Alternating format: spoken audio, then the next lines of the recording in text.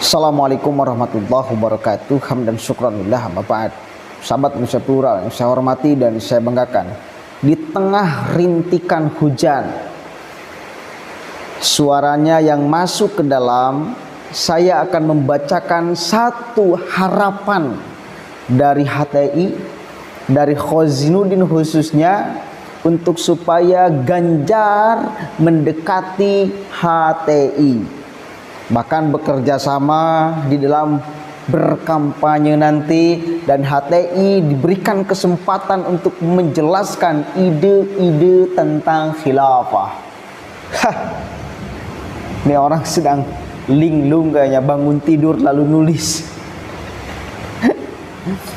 Gak apa-apa ya, ada gemercik hujan, anggap aja ini adalah musik alam.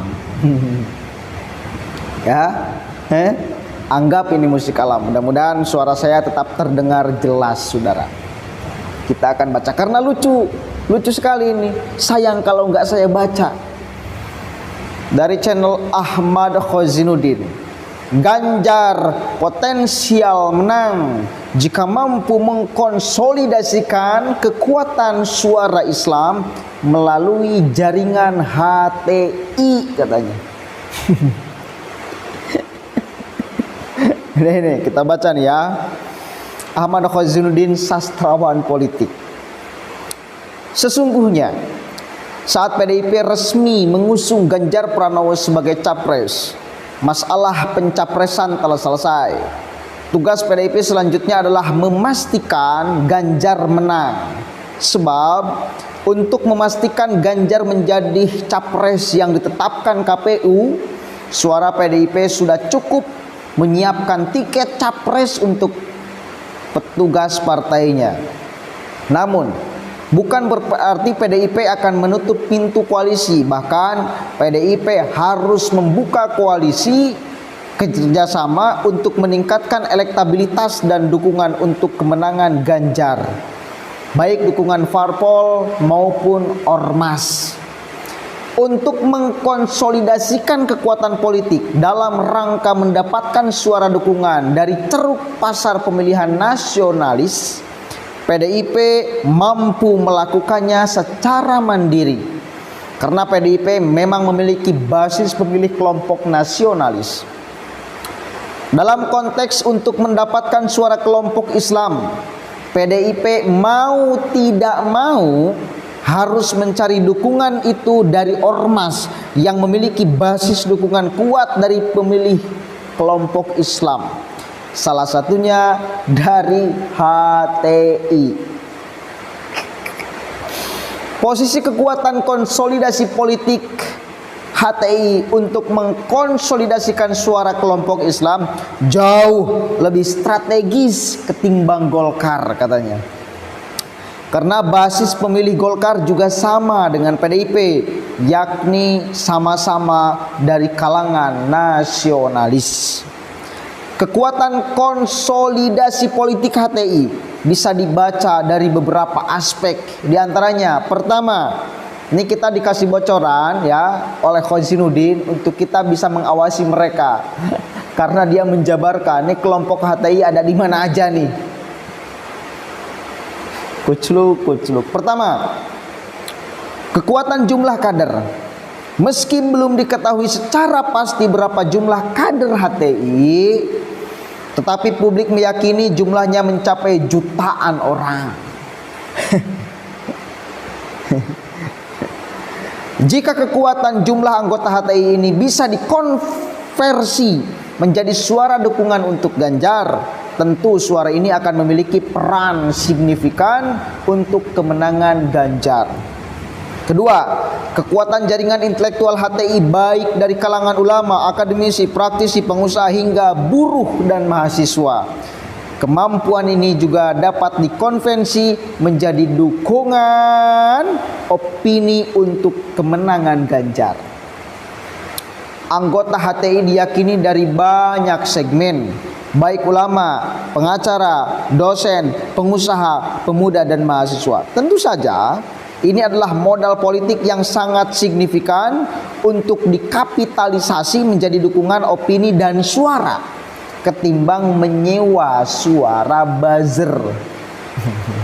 Ketiga, Ormas HTI memiliki basis dukungan yang real di tengah masyarakat ketimbang parpol. Jauh lebih memiliki akar dukungan ketimbang kader parpol yang hanya turun ketika musim kampanye.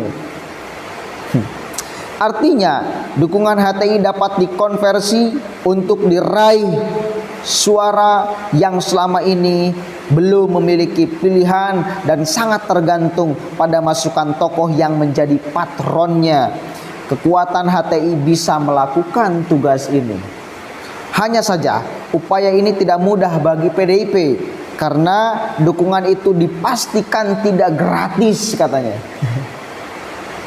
HTI kemungkinan juga akan mengajukan sejumlah syarat.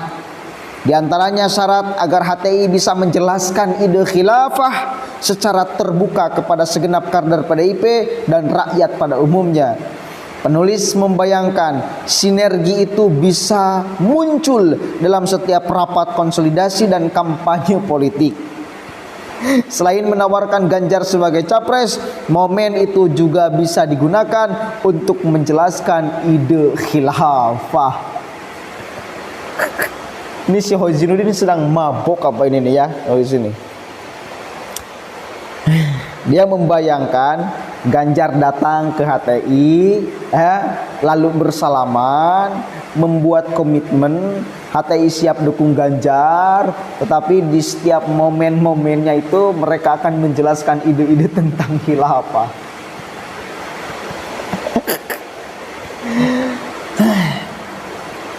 Ini orang ini sudah kehabisan cara atau gimana nih? Di atasnya dia nulis juga untuk Anies. Anies juga sama, mesti mendekati HTI, mesti berbicara dengan HTI, mesti kerjasama dengan HTI bila ingin menang, mendapatkan suara dari basis massa Islam.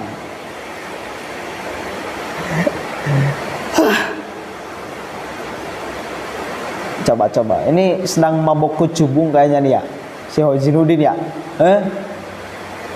Mikir 2000 kali lipat tuh Ganjar Pranowo untuk datang kepada Anda, apalagi apalagi menginginkan suara yang berapa biji yang gak jelas tuh.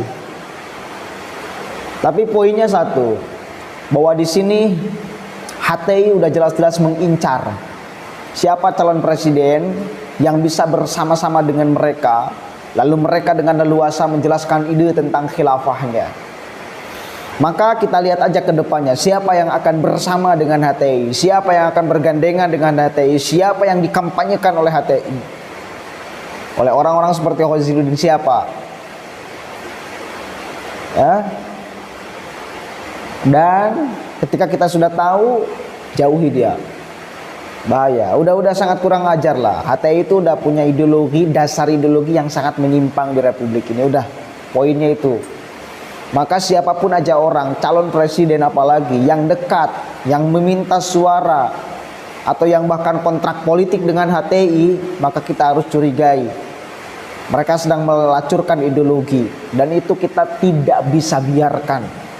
Dan kalau memang terjadi Ganjar kemudian minta suara dukungan dengan HTI, apalagi terjadi kontrak politik antara Ganjar dengan HTI, maka kita juga sama akan menjadi garda terdepan melawan Ganjar Pranowo. Tapi rasa-rasanya nggak mungkin, nggak mungkin. Nggak masuk di akal, nggak ketemu antara air dan minyak itu seolah-olah. Tapi kita jadi tahu mereka masih eksis dan pengen eksis. Dan ini saya kira salah satu tulisan untuk pansos sebetulnya, supaya dibaca orang. Lalu orang tahu bahwa keberadaan HTI mesti dihitung di Pilpres 2024 nanti. Nah, sedang cari jebakan ke calon-calon presiden. Siapa calon presiden yang akan terjebak? Kalau yang terjebak pasti akan datang kepada kelompok HTI lalu meminta suara atau terjadi kontrak politik. Itu aja.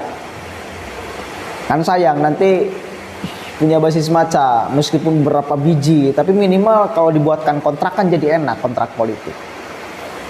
Kontrak politik nah jelas bertentangan dengan ideologi kita. Maka siapapun aja orang, sekali lagi, calon presiden yang dikampanyekan oleh orang-orang HTI, maka itu yang tidak boleh kita pilih.